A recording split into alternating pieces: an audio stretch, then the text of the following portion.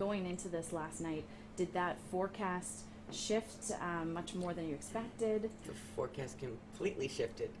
You may talk to your meteorologist, but yes, going in the morning, National Weather Service on the 5:30 a.m., even up into 8 o'clock hour, was saying no more than 1 inch. And so if I'm a resident, I'm not going to really think that 1 inch is going to make my commute home that bad. I mean, I understand that, but then suddenly it shifted.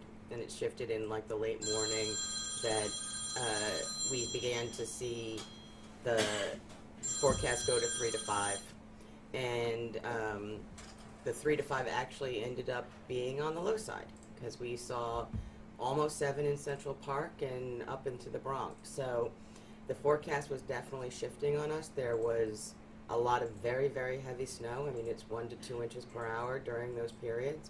So it was going to be a tough storm no matter what. And I know that we had tough commutes going in Staten Island and Brooklyn, but those did clear up. The challenge we had was really in Upper Manhattan and the Bronx, where we stalled and did not move again. And so even though that forecast did shift, obviously there will be people that say, you have to be prepared for all weather. Were there plows on standby? What kind of, I guess, numbers were we looking at of people that were ready to go this storm versus if you were expecting 6 inches last year? So, I mean, I think that what we had is all of our spreaders were out, and we had planned to have all of our spreaders out. We had actually put plows on some of the garbage trucks.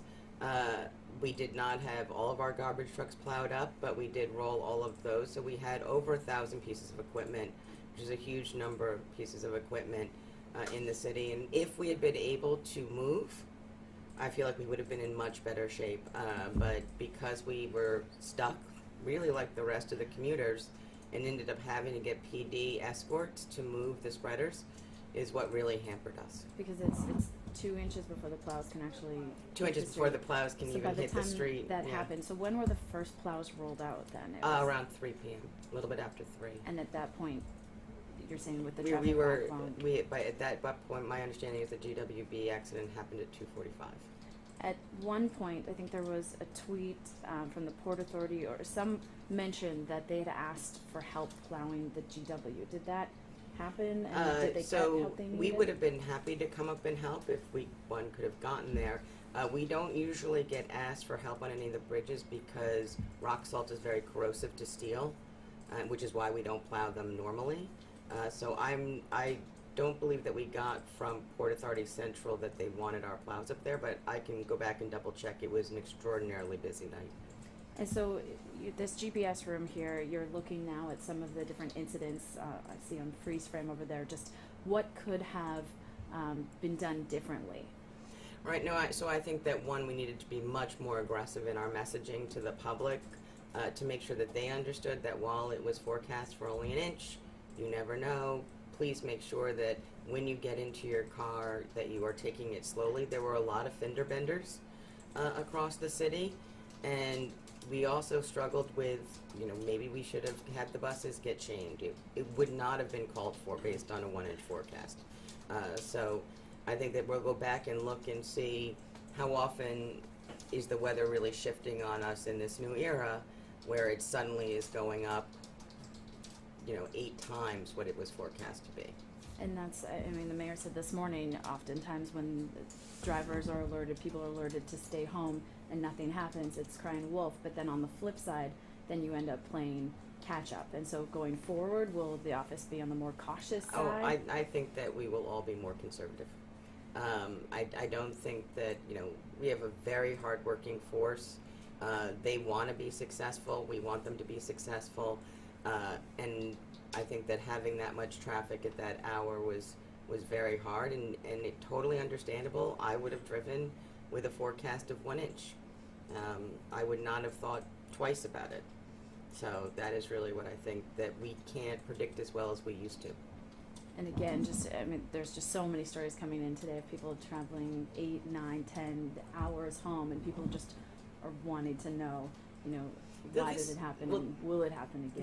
This was a regional event, so I know that there were also challenges on all of the major highways outside of the city.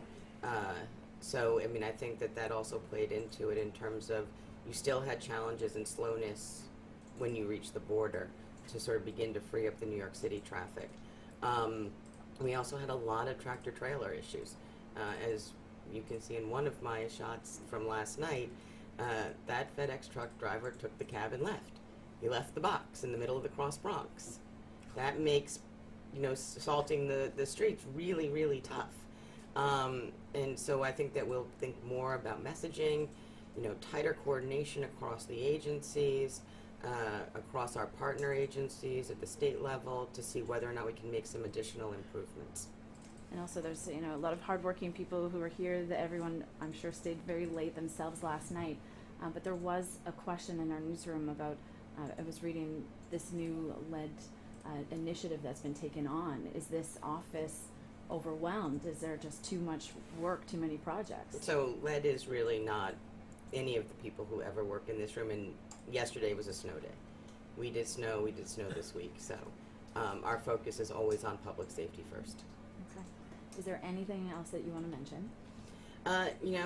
It is looking good now. It was very slushy and there was a lot of rain this morning, but it is better now, but it is, still take it slow out there.